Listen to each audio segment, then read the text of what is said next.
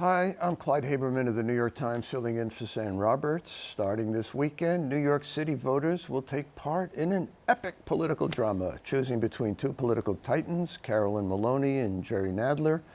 But there is more. Another primary puts, among others, Elizabeth Holtzman, who was the AOC of her time. She's now 81 years old, against Mondaire Jones, who changed residency in order to run for their district that's largely in Brooklyn. Jeffrey Mays and Dana Rubinstein, who are two of the New York Times reporters covering our changing politics, are here with us. Welcome to you both.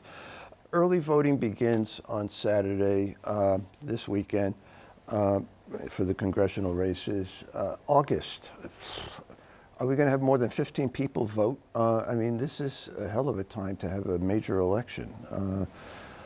How bad do we expect the turnout to be? It's never terribly brilliant in New York to begin with. So one might win the congressional nomination in any of these major races with a minuscule fraction, no? Yeah, it's true. There's something like 760,000 people in the district, and one estimate I saw was maybe 70,000 people will vote. 10%, not right. even. Yeah. Right, and yeah, I think it's going to be infinitesimal. You know, people will be on vacation. People really don't pay close attention to these sorts of elections to begin with. Was this done deliberately? I mean, to turn out, well, it was just the calendar dictated and they had no choice. Well, you know, the whole decision over redistricting and having to go back and redraw the districts and then splitting the primary. Certainly, people are upset about this decision and are concerned, too, about how many people are actually going to come out. You know, as you noted, the June 28th primaries are notoriously low turnout. And so to have this now in the middle of the summer, yeah, it's not a good look right now. Well, let's handicap some of these races, starting with Jerry Nadler and Carolyn Maloney, and should not ignore Neaj Patel, who's the third person in the race, and one never knows. How do you assess it? Let me start with you. Yeah, I think Neaj has, you know, this is his third time running. He ran Right. previously twice against Maloney, you know, came close, you know, the first time and pretty close the second time as well. You know, his whole argument, he's half their age of both Maloney and Nadler, and he's been pushing that this is the time for a generational change. The problem is you have two of the most experienced members of Congress, and we're going to definitely lose at least one of them if they don't win. So his argument has really run up against a wall, and I think, you know, with Nadler and Neaj, they've been agreeing a lot on a lot of things and seemingly attacking Maloney in the situation. So I think it's a tough uphill battle for Neaj if he's going to pull this out, especially given the nature of Nadler and Maloney in their history with the district. Is there a front runner between Maloney and There's Nadler? been almost no polling, public polling, in any of either the New York 10 or New York 12 races. There was one poll by Emerson out recently that put Nadler in the lead against Maloney, and there's a school of thought that he is more likely to win the Times endorsement, and that will hold a lot of sway amongst Upper West Side and Upper East Side voters. But it's, you know, these races are so hard to handicap because Right. there's no public polling, and as we said, it's in late August and no one's going to vote anyway. Exactly. The turnout will decide it. I mean, it always decides it, but this time seems particularly so. I shouldn't pick on him, perhaps, but in the debate that I saw on New York 1 between Nadler, Patel, and Maloney, Congressman Nadler did not look terribly sharp, I think it's fair to say. Among other things, he talked about the double impeachment of George Bush as opposed to Donald Trump. Now, we all slip, and I recognize, as I'm a year or two older than he is, that one slips more as you get older. But is there a significant slippage of steps here among him? Among them, I should say. But Carolyn Maloney's not exactly a kid either. No, although she does seem better on her feet Yeah. these days than he does. It's a delicate I know it's a delicate issue. question, and you guys got to deal with them, and I don't. But But it did raise that question. Among other things, he was sitting in the debate. The other two were standing. He was sitting, he forgot one of the questions that was asked of him, and yes, he referred to Bush rather than Trump at least once. That'll be a question for voters to decide, and it certainly strengthens Patel's argument that, maybe it's time for generational change. Right. But, Nadler is the chair of the Judiciary Committee and has decades of seniority under his belt. And as he is wont to say, seniority equals clout. Yeah. Even if he winds up being in the minority, if Democrats lose control of the House. Well, let me do the similar handicapping, switching over to a district that's primarily in Brooklyn. I mentioned Mondaire Jones and Elizabeth Holtzman before, but there are others, at least 4 or 5 others. Any sense of who goes on top here, and why is Ms. Holtzman, who was at one point the youngest person ever elected to Congress, and now would be, I believe, if she were to win, the oldest first-time electee, why is she doing this? Well, I mean, I see 81. Carlina Rivera surging, right now. Just a lot of union endorsements, which could make the difference in a race like this, to actually have people out on the ground talking to the few voters who are engaged and are going to vote in this election as well. So also Yuleen New, her district, both of their Carlina Rivera's and New's district She's in the city council?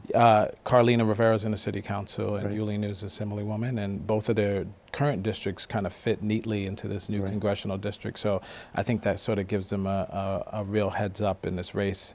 As for Ms. Holtzman, this is a rare opportunity. This is a congressional seat coming open, Manhattan and Brooklyn, and, why not throw her hat into that race, She can certainly still kayak, as some of our colleagues wrote about. But one reason would be it could be an embarrassment. I mean, and who needs that at 81? Yeah, it's definitely an interesting decision that she's making. There's no question. And she's running against several people who are half her age and who, if elected, would have a lot more time to accrue seniority. That's right. But she would argue, I assume, that she's got a lot of built-in experience. She has formerly served in Congress. She'd be able to hit the ground running. I think the voters there have a really tough decision to make because there are tons of candidates and many of them have strong arguments. Right. And may I assume that the electorate, especially in a mid to late August election, might skew older? Yeah, it might skew older for sure. And, I was speaking with John Mollenkoff at CUNY, who was saying that it'll probably skew pretty Jewish as well, which could benefit Holtzman and Dan Goldman. What other congressional races are we looking at very closely? Well, one of our colleagues is looking at some of the congressional races on Long Island, as well as the race between Sean Patrick Maloney, the chair of the Democratic Congressional Campaign Committee, and Biaggi, who's in the state legislature. This is Alessandro Biaggi. Yes, exactly. And Bill Clinton just endorsed Sean Patrick. That's right. So is that important?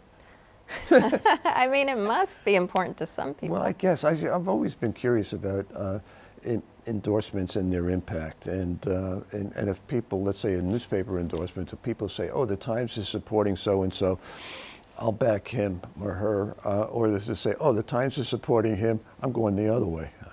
Yeah, I mean, I think in this low turnout election in the middle of the summer, the people that are engaged are going to be looking for guidance, especially in an election where you have several candidates and, who kind of, a lot of them agree. There's a lot of similarity in on these issues for a lot of these candidates on the Democratic side. So voters are definitely going to be looking for guidance. So whether it's a nod from Bill Clinton or an editorial board, I think a lot of candidates believe can make a difference in what could be very tight races. Is it a given in the races that we've talked about that whoever wins this primary is the next member of Congress? I mean, there's not a likely Republican to triumph in November, I assume. Correct. Right? Yeah. Right. Speaking of Republicans, let me turn to the governor's race, if I could. A recent poll just about a week ago showed Governor Hochul with a 53 to 39% lead over the Republican Lee Zeldin. That's a nice little cushion, but it's a very little cushion, it seems to me. Might she lose this thing? It's not impossible. I think a lot of it depends on whether we're going to have a Republican wave election or not. And there seems to be some dissension on that topic. What with this, Inflation Reduction Act that Biden's just gotten through, or the fact that inflation is going down and gas prices are going down. And of course, there's the reversal of Roe v. Wade, which has galvanized a lot of voters as well. So, this is one of the, I feel like all of these elections are very unknowable in an unusual kind of way. Yeah, I think the governor has taken the Roe v. Wade decision, also the decision regarding gun permits and being able to carry guns, has taken legislative action on both of those issues in her role as governor, and I think is going to try to push that out to voters. She certainly has been painting Lee Zeldin as an extremist who's not right for New York, but has been taking hits on this issue of crime and this sort of notion of that bail reform is charging crime, which of course we know there's no evidence that that is actually the case, but that hasn't stopped Lee Zeldin or even Mayor Eric Adams, for example, for pushing that narrative. Yeah, to Jeff's point, Adams has kind of, despite himself or in some fashion, been sort of tacitly helping Zeldin by making precisely the same argument on bail reform. So now Zeldin can say, hey, it's not just me, a Republican, saying this, it's the mayor of New York City, a Democrat, which, puts Hochul in a difficult position. Nonetheless, the Roe v. Wade decision seems to me would be galvanizing all sorts of folks, especially women, to come out of it, but not just women. Do we have a sense that the outrage that so many people felt at that decision will be as keen in November?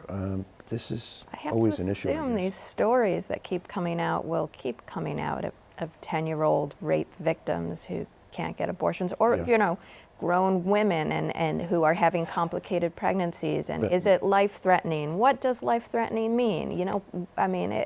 These stories will keep coming. I have to ask this. This is not terribly significant, but in the stories about Trump having his Mar-a-Lago estate, from his point of view, invaded, but anyway, inspected, shall we say, by the FBI, the New York Republican Club described this as persecution. There were totalitarian Democrats doing this, and this is the one that really got me, saying that this was an action by internationalist forces and their allies. Now, have they lost their minds? Internationalist forces is code word the last time I looked for Jews. Are they just nuts? And how important are they, a group like this? Have New York Republicans gone as crazy as elsewhere in the country?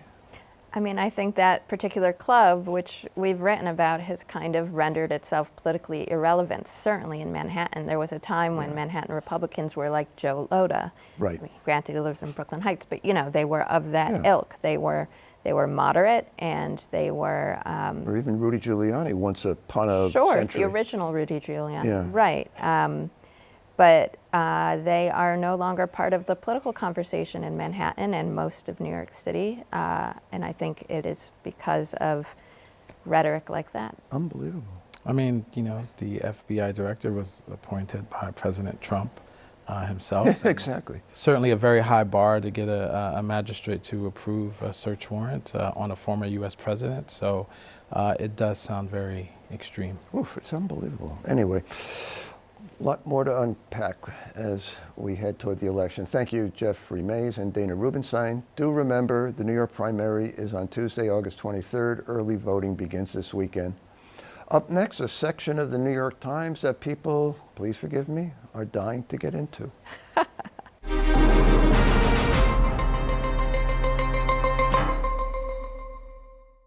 Recently, we lost, among others, the writer and historian David McCullough, baseball announcer Vince Scully, and pop singer and actress Olivia Newton-John. How these notables are remembered is up to my next guest, William McDonald, who's editor of the New York Times' Obituary section. Welcome, Bill, and thank you.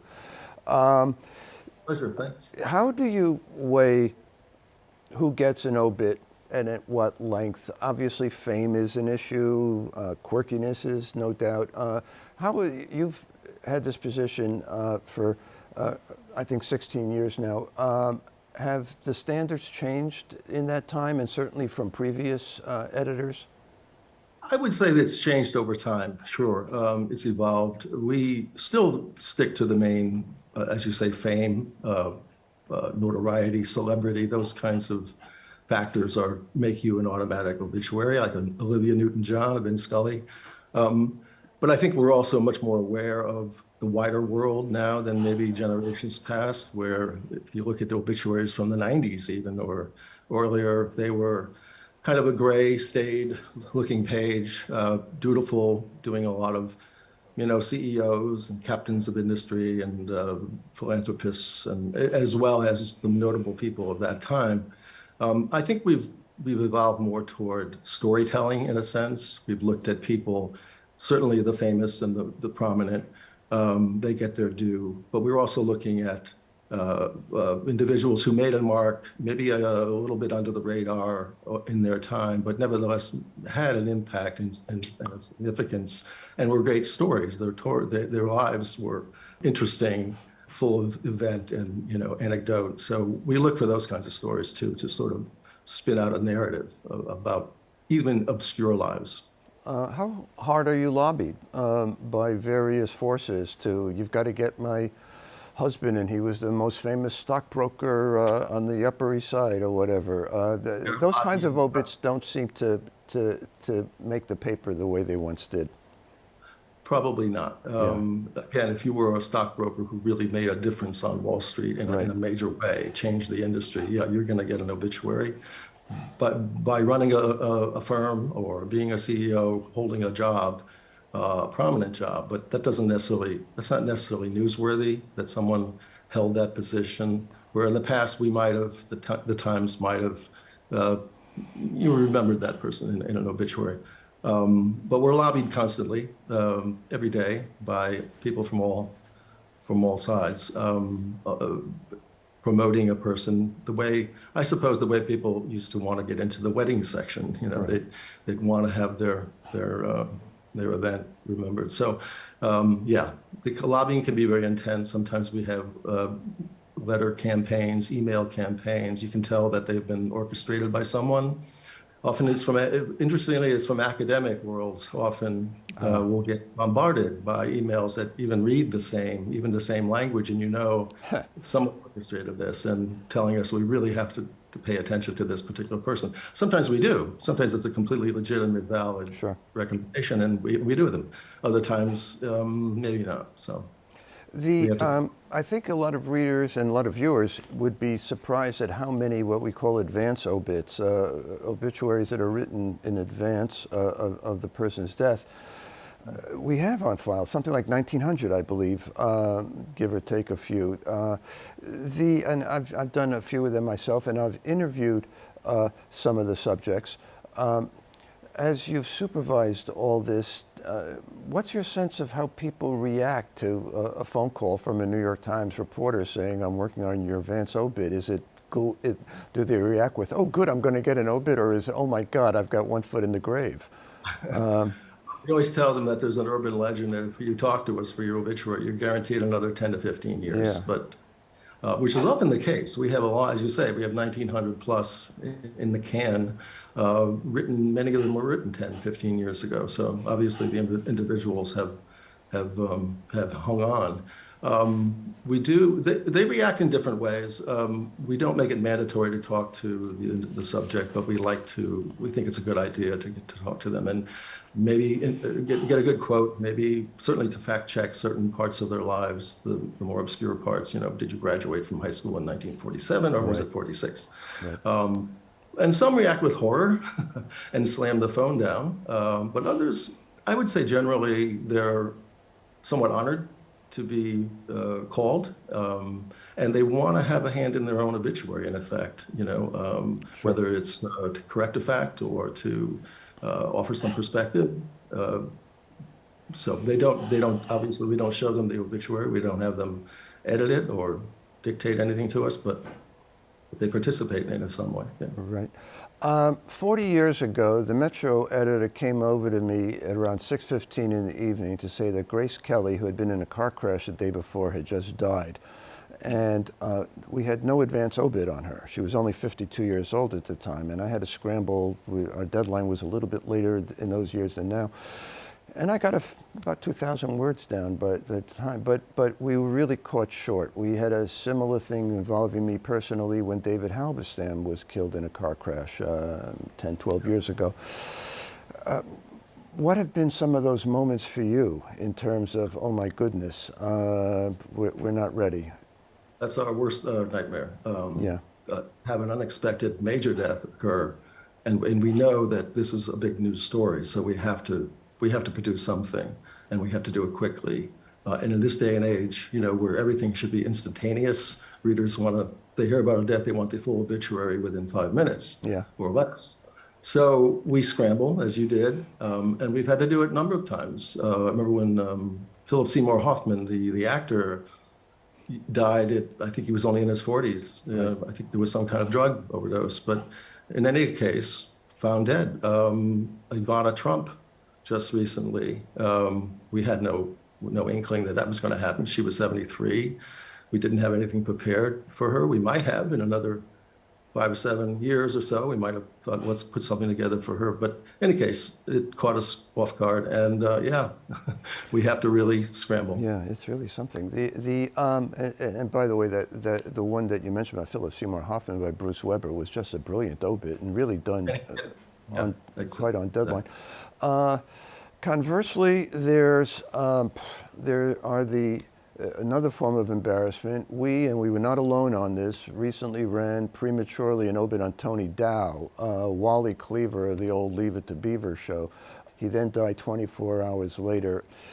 I presume this happens on occasion. How does something like that happen? I mean, short of holding a mirror under a dead person's nose to see if his breath is on the mirror, how are we sure that the folks we say are dead are indeed so? Yeah, short of seeing a death certificate, we can't see. We have to rely on the veracity of the people who tell us, whether it's a family member, a colleague, associate, a representative, an agent, whatever. In this particular case, it would look completely legitimate. His management people were on his official Facebook page announcing his death. That seemed pretty official to us and to every other news organization in the country.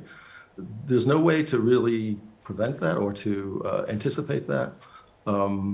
We could have held off while everyone else was reporting his death, but again, it looked like an official statement. Today, in this world, people use Facebook and Twitter now as a kind of outlet, a megaphone, official, in some cases, official Facebook page or an official account. And we treat them as any other press release we might have seen in the past. But we did try to reach Tony Dow's agents by phone, and they were not answering or picking up. So we finally decided that everyone else was going this. He looked like he was dead. He had been in the hospital. His family had said it was only a matter of days at some point. So it seemed completely legitimate. Yeah. And lo and behold, we find out that somebody jumped the gun. Right. Oh, well, it happens. It happens. Rarely happens. Rarely, which is always good, obviously. On the other hand, are there instances, I know there are, of where you discover that somebody who's worth an obit has actually been dead for a few years, and we just hadn't heard for whatever reason? Can you give some insights into that? That's happened more often than you might imagine. I wouldn't say a lot, but we've, in a couple of cases, there was one in particular, where we discovered there was a man who was involved in the anti-war movement during the Vietnam War. Very prominent editor of Ramparts magazine, which was a kind of a lefty magazine at that point. Anyway, he appeared with Jane Fonda at news conferences and all that. So we thought we might do an advance obit on him because he was getting up in years. So I asked the writer to look into it. He came back to me and said, "Well, he's been dead for about 3 years." His name was David Douglas Duncan, I believe. Thank you. And but we looked at what was online. Looked to see if there were any obituaries on him, and there really weren't. There was a little squib of one in a Ohio newspaper, his local paper. Didn't even mention his past, really. Just talked about him as whatever he was doing at that time, electrician or something like that. So we decided to write the obituary, and we did a fairly good piece. Yeah. And we were very open about it, saying that he had died so many years ago, but his death had never been widely reported, and that was our excuse for doing it, in a sense. We're now announcing his death. We did another one, similar one, of Malcolm Toon. He was a U.S. ambassador to Moscow during the Cold War. He had died unbeknownst to us. And we discovered it belatedly because we had an advance obit on him. And I was checking it one day and I looked at his age and I said, is he over 100 now? Is that possible? And I looked him up and we found that he had in fact died many years earlier. So. Oh, there it goes. Well, the Lord shall provide, but it's the New York Times obit editor who actually delivers. Thank you, Bill. I really appreciate it. And no doubt there'll be more clients coming your way very soon. As someone once said, the Lord will provide. Indeed, indeed. Thank you. The New York Times Close-Up will be on a break until Labor Day. Thank you for letting me sit in this chair for the past 6 months. It's been an honor. For everyone here at CUNY TV, I'm Clyde Haberman of the New York Times. Thank you for watching.